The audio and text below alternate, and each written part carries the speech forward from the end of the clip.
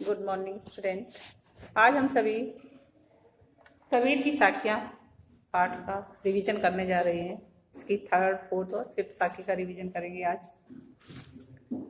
कबीरदास जी निराकार ब्रह्म को मानने वाले थे और उनका मानना था कि ईश्वर सर्वव्यापक है। सामाजिक कुरीतियों का भी उन्होंने विरोध किया हुआ है कि जो समाज में कुरीतियां व्याप्त थी। तो उनका मानना था कि यदि व्यक्ति, थर्ड साखी में ऐसा दिया गया है कि यदि व्यक्ति के पास बहुत अधिक ज्ञान हो जाए तो उसे इस बात का अभिमान नहीं करना चाहिए। चाहे, जबकि तुलसीदास जी ने लिखा है प्रभुता पाए तिके मद नहीं, अर्थात जिसके पास धन, मान, संपत्ति या शरीर कुछ भी है ना, उसके पास अधिकता हो जाती है, उसको अभिमान आ जाता है। लेकिन कबीरदास जी का मानना है कि हमारे पास किसी भी चीज की अधिकता हो है, जैसे पहलवान अच्छी तरह से शरीर से बलिष्ठ हो जाता है तो वो भी अभिमानी बन जाता है। धन संपत्ति जिसके पास हो जाती है वो भी अभिमानी हो जाता है। जिसके पास ज्ञान बहुत होता है वो भी अभिमानी हो जाता है। तो उसी को उन्होंने कबीरदास जी ने लिखा हुआ है, हस्ती चढ़ियो ज्ञान की सहज दुलीचा डार, स्वान रूप संसार है भूकन री झकमार। हस्ती चढ़ियो ज्ञान की, हाथी को जानवरों में सबसे विशाल आकार का बताया गया है कि सबसे बड़ा होता है वो। तो चाहे जिस तरह से हाथी सबसे बड़ा होता है, चाहे मनुष्य के पास इसी तरह से विशालता भरा हुआ ज्ञान प्राप्त हो जाए, इतना विशाल ज्ञान प्राप्त हो जाए, फिर भी उसको सहज दुलीचा डाल। आप देखते हैं हाथी पर सवारी करने के लिए क्या होता है, उसके ऊपर एक दुलीचा बिछाया जाता है। यदि वो चीज एक रखा जाता है ना, आपने देखा, यदि वो ना चीज ऊपर ना रखी हो तो हाथी की पीठ पर कोई बैठ सकता है? नहीं बैठेगा, वो तो तुरंत गिर जाएगा। तो सहजता रूपी एक दुलीचा डाला जाता है और उसके ऊपर कहीं हाथी पर जाकर के सवारी कर पाता है व्यक्ति। और यदि नहीं हो, उसके ऊपर सिर्फ ज्ञान ही हो और कोई व्यक्ति उस पर सवारी करना चाहे तो वो सवार नहीं हो पाता है। तो कबीरदास जी का भी मानना ऐसा है कि जिस व्यक्ति के पास भी बहुत अधिक ज्ञान प्राप्त हो जाए उसको सामान्य रहना चाहिए, सहज रहना चाहिए, बहुत अधिक अभिमानी नहीं बनना चाहिए। और उसको सहजता रूपी दुलीचा डाल करके जिस तरह से हाथी रहता है उसी तरह से सहज रहना चाहिए। क्योंकि इस संसार में हर व्यक्ति इस तरह के हैं कि चाहे तुम कुछ भी करोगे, यदि अच्छा करोगे तब भी वो तुम्हारे में कमियां निकाल लेंगे, और बुरा करोगे तब तो कमियां निकालना है ही, स्वाभाविक है कि वो आप में कमी निकाल लेंगे। लेकिन यदि आप अच्छा भी करना चाहोगे तब भी लोग उसमें कुछ ना कुछ कमी निकाल देंगे। तो इसीलिए उन्होंने उदाहरण दिया हुआ है स्वान रूप संसार। स्वान माने कुत्ते के समान बताया है। संसार कैसा है? संसार को उन्होंने कुत्ते के समान बताया है, क्योंकि तुम कुछ भी करोगे, चाहे अच्छा करो चाहे बुरा करो, कुछ भी करोगे, लेकिन संसार के लोग उसमें कोई ना कोई कमी जरूर निकाल देंगे। स्वान रूप संसार है भूकन दे झक मार। ये संसार पूरा एक कुत्ते के समान है, उसको भौंकने दो। तुम्हें यदि कोई अच्छा कार्य करना है तो उसको करो, है? लेकिन इस संसार की परवाह मत करो कि वो हमारे बारे में क्या कहेंगे। उनको तो अच्छा करोगे तब भी वो कुछ ना कुछ कहेंगे, और बुरा करोगे तब तो उनके पास बहुत कुछ है कहने के लिए, है? तो किसी भी तरह से तुम देखे रहोगे, लेकिन लोगों को कुछ ना कुछ उसके बारे में कहना है। इसलिए तो मैं इस संसार की परवाह नहीं करनी है और देखे अपने कार्यों को निरंतर करना है। जैसे यदि हाथी निकलता है तो क्या होता है, कुत्ते उसके पीछे भौंकने लग जाते हैं, लेकिन क्या हाथी उनकी परवाह करता है? वो अपने रास्ते चलता रहता है। और इसके साथ साथ देखिए, कुत्ते थोड़ी दूर तक उसके पीछे पीछे भौंकते हुए चलते हैं, और फिर क्या करते हैं, जब वो जानता है कि ये कोई सुन ही नहीं रहा हमारी आवाज को, तो अपने आप वापस चले जाते हैं। इसी तरह से एक उसका उदाहरण तो हमने दिया ही है। इसके साथ साथ आप देखते होंगे मान के अब कुत्ते के समान है, वो तुम कुछ भी कार्य करोगे उसमें कुछ ना कुछ कमी वो जरूर निकालेंगे। इसलिए आपको उनकी परवाह नहीं करनी है, बल्कि आपको अपना एक लक्ष्य निर्धारित करना है और उसकी ओर निरंतर बढ़ना है। इसलिए जितना ज्यादा तुम संसार की परवाह करोगे, लोग उतने ही आपको उन कार्यों में फंसाते चले जाएंगे। नेक्स्ट वाला देखिए, दिया गया है, पखा पखी के कारणे सब जग रहा भुलान, निरपक होय कि हर भजे सोई संत सुजान। पखा पखी के कारणे का मतलब पक्ष विपक्ष में हमें क्या करना है व्यक्ति को नहीं पता है, दूसरे को क्या करना है ये उसको पता है। उसको ऐसे नहीं, ऐसे करना चाहिए थे, ऐसे नहीं, इस तरह से कार्य करता, उसने ये गलत किया और ये सही किया। अर्थात संसार में जितने भी व्यक्ति हैं सब दूसरों के ऊपर तो तुरंत पॉइंट आउट करेंगे, इस व्यक्ति को ऐसे नहीं है, उसको सलाह भी दे देंगे। यहाँ तक कि आप कभी मैच खेलते हुए देखते हैं, सचिन तेंदुलकर को भी लोग सलाह देते थे, उसने इस तरह से बैट क्यों मारा, ऐसे मारता तो छक्का चला जाता। तो कभी खुद ने तो चाहे बैट उठाया भी ना हो, लेकिन उनको भी सलाह दे देंगे कि भाई इस तरह से मारता तो छक्का जाता। तो संसार के लोग इसी तरह के हैं कि पक्ष विपक्ष, ये उचित है, ये अनुचित है, ऐसा करना चाहिए, ऐसा नहीं करना चाहिए, इन्हीं सारे कामों में उलझे रहते, पखापखी के कारण पक्ष और विपक्ष के में ही लोग उलझे रहते हैं। कभी ये काम करेंगे, कभी इसको छोड़ के दूसरा काम करेंगे। सब जग रहा भुला, जग माने संसार, ये पूरा संसार इसी में ही भूला हुआ है। कभी किसी का विरोध करना और कभी किसी का समर्थन करना, पक्ष और विपक्ष में ही पूरा संसार भूला हुआ है।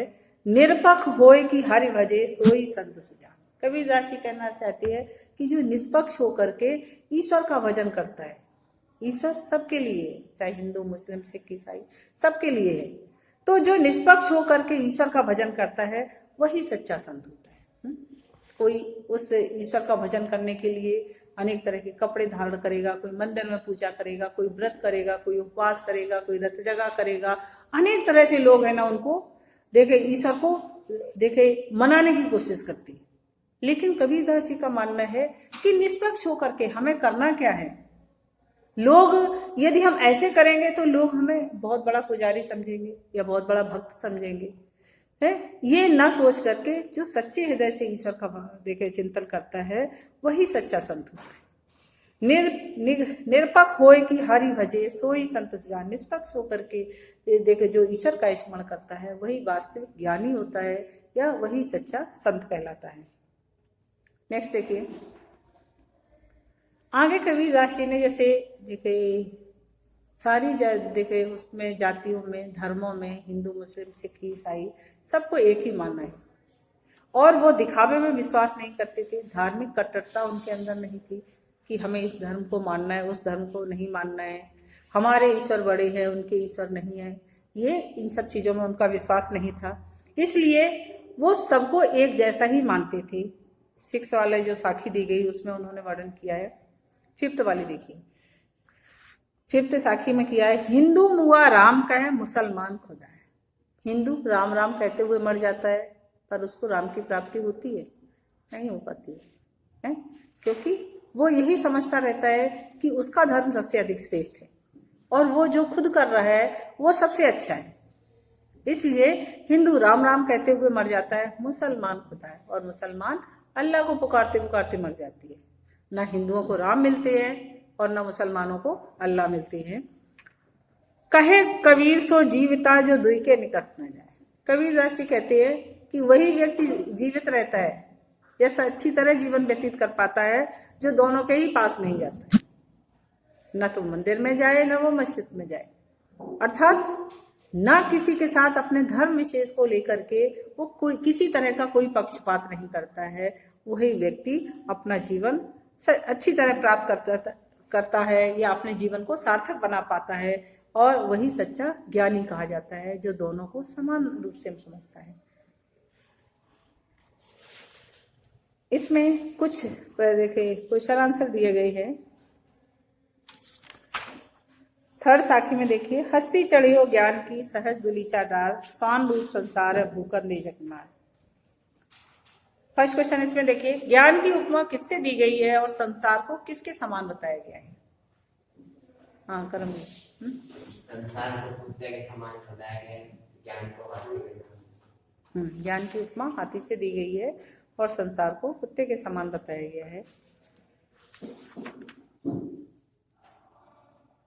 इस साखी में किसे और क्या संदेश दिया गया है? 3rd वाली साखी में हाँ इस साखी में संसार के लोगों को ये संदेश दिया गया है कि अगर संसार के लोग हमारी आलोचना करते तो हमें नहीं लेना चाहिए, हमें अपना काम करना चाहिए। आलोचकों और निंदकों की ओर उन्होंने संकेत किया है कि हमें उनकी परवाह नहीं करनी चाहिए और अपने लक्ष्य को निरंतर बढ़ना चाहिए।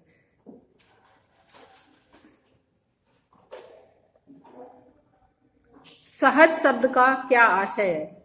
सहज रूप संसार है, सहज दुलीचा डाल, तो इसमें सहज शब्द दिया गया है, इसका क्या मतलब है?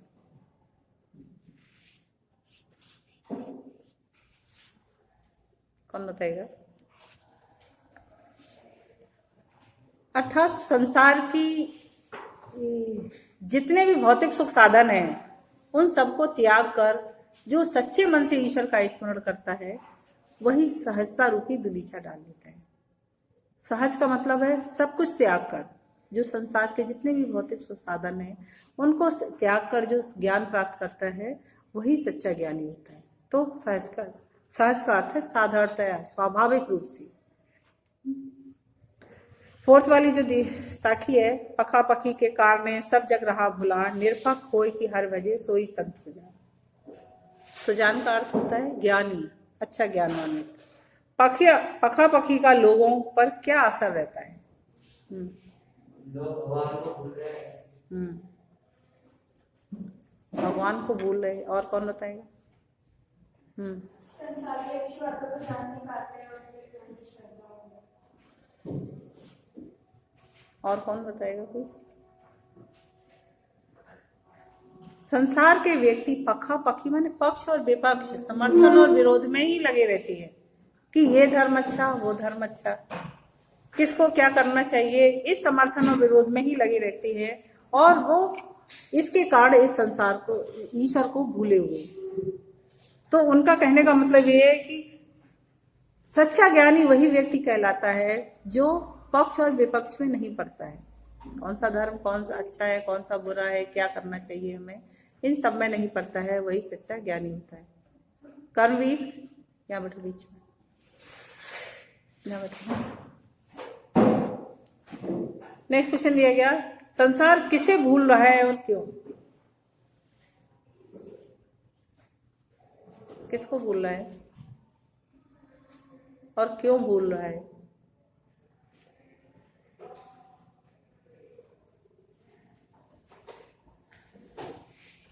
संसार अपने मन के लक्ष्य को भूला हुआ है कि उसे क्या करना चाहिए।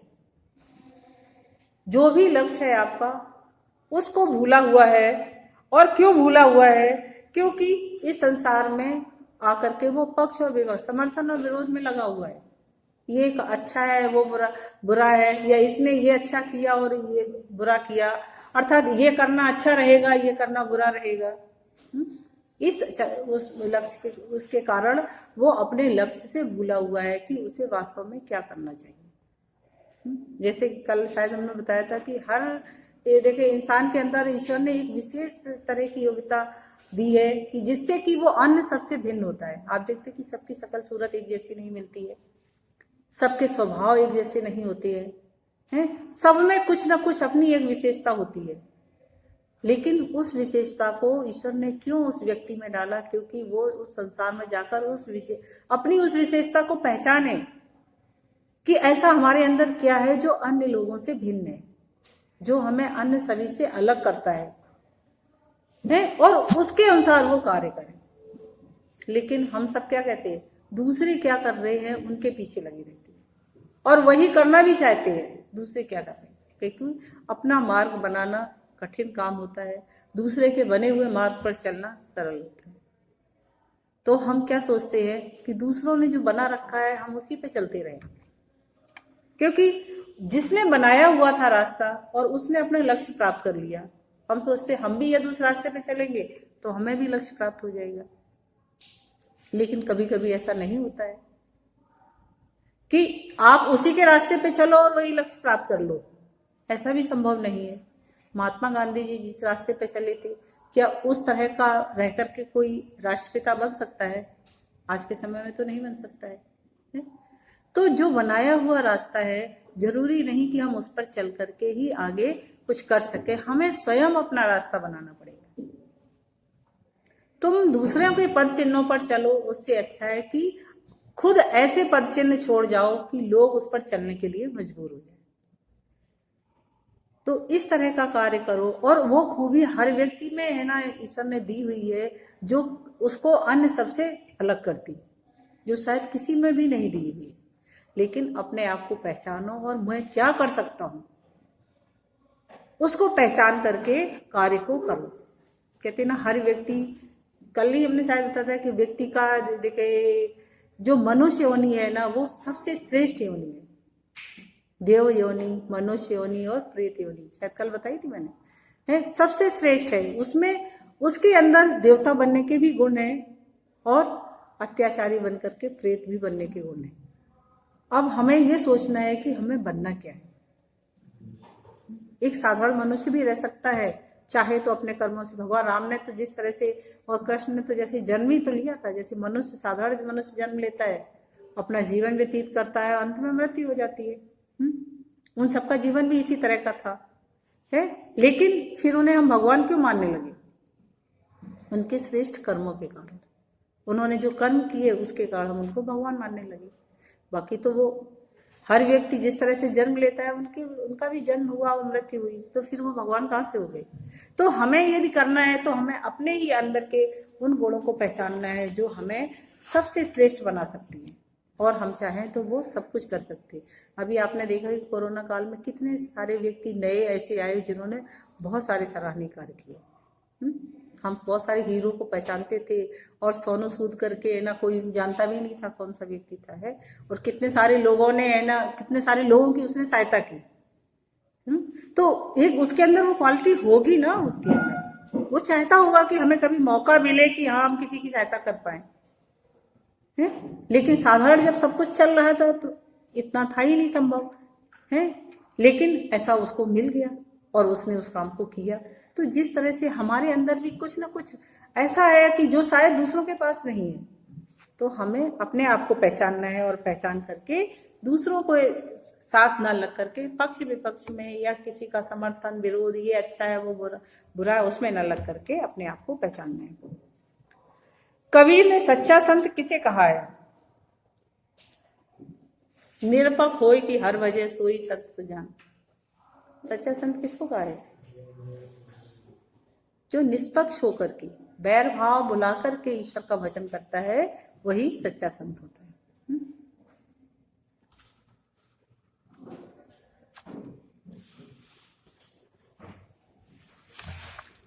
नेक्स्ट देखिए, नेक्स्ट फिफ्थ वाले के, हिंदू मुआ राम कहे मुसलमान खुदाए, कहे कबीर सो जीवता जो दुई के निकट न जाए। दुई के निकट न जाए से कवि का क्या संदेश है? कवि इसमें क्या कहना चाहता है? नीचे दिया गया ना, जो दुई के निकट न जाए। दुई का मतलब दोनों, कौन? हिंदू और मुसलमान। ऊपर वाली साखी में दिया है, हिंदू मुआ राम, हिंदू राम राम कहते हुए मर जाता है और मुसलमान खुदा को पुकारते रहता है। ना उसको राम मिलते ना उसको खुदा मिलते। लेकिन कबीरदास जी का क्या कहना है कि दोनों के पास ही नहीं जाता, वो सबसे अच्छा है। जो इन चक्करों में पड़ता ही नहीं है वो सबसे अच्छा है। इसका हमें नास्तिक नहीं बनना है। उनका कहने का मतलब ये नहीं है कि हमें मानना नहीं है। मानने का मतलब ये हुआ कि हमें उसको लेकर के, संप्रदाय विशेष को लेकर के लड़ना नहीं है कि हमारा धर्म सबसे अच्छा, वो कह रहा हमारा धर्म सबसे अच्छा। इसको लेकर के हमें लड़ाई नहीं करनी है। जो जिसकी इच्छा है, जो जिसको मानता है, वो उसकी अपनी श्रद्धा है, उसको मानने दो उसको। हम किसी भी तरह से, आप देखते हैं कि देखे हिंदुओं में इतने सारे देवता हैं, कोई किसी को मान रहा, कोई किसी को मान रहा। उसकी अपनी खुद की श्रद्धा है, वो किसको मानना चाहता है। उसके लिए लड़ाई झगड़ा कहाँ करना कि नहीं नहीं तुम तो इसी को ही मानो, क्यों माने, उसकी इच्छा नहीं है मानने की। तो इन सबके कहते जो दोनों के ही निकट नहीं जाता है, जो धर्म और संप्रदाय की लड़ाई के बीच में नहीं पड़ता है, कबीरदास जी कहते हैं कि वो सबसे अच्छा होता है।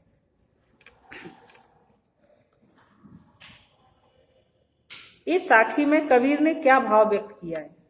फिफ्थ वाली साखी, क्या भाव व्यक्त करना चाहे कबीर ने?